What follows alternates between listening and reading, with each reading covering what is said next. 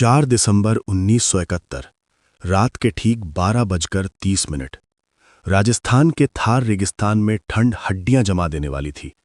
लूंगेवाला की अग्रिम चौकी पर एक अस्वाभाविक सन्नाटा पसरा हुआ था।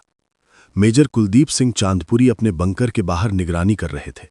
तभी उन्हें जमीन के भीतर हल्की सी कंपन महसूस हुई।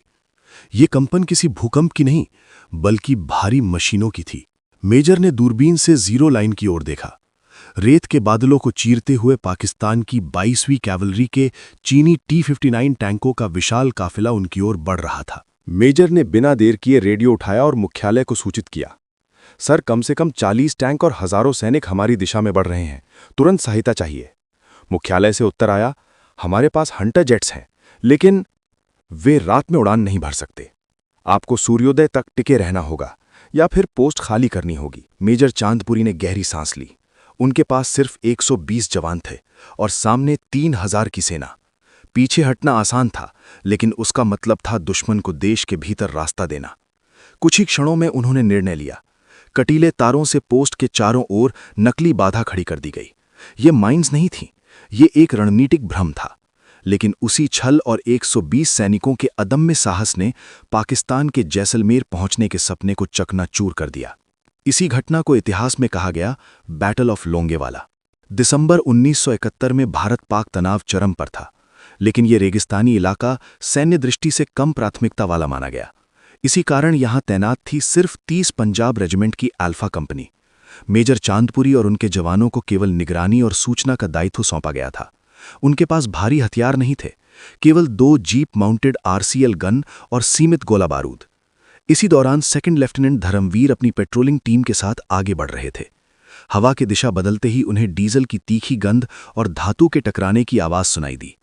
बिना एक पल गवाए उन्होंने रेडियो पर संदेश भेजा। टैंकों की आवाज आ रही है, संख्या स्पष्ट नहीं, लेकिन खतरा बेहद गंभीर है। मेजर चांदपुरी समझ गए, ये कोई छोटी घुसपैठ नहीं, बल्कि पूर्ण हमला था। मुख्यालय से आदेश साफ था, या तो सुबह तक डटे रहो या रामगढ़ की ओर पीछे हट जाओ। मेजर ने सभी जवानों को एकत्र किया और कहा, दुश्मन संख्या में हमसे कई गुना अधिक है। अगर आज पीछे हटे तो कल जैसलमेर खतरे में होगा। मैं पीछे नहीं हटूंगा। जो जाना चाहे जा सकता है, कोई दोष नहीं, लेकिन जो रुकेगा वो इतिहास रचेगा।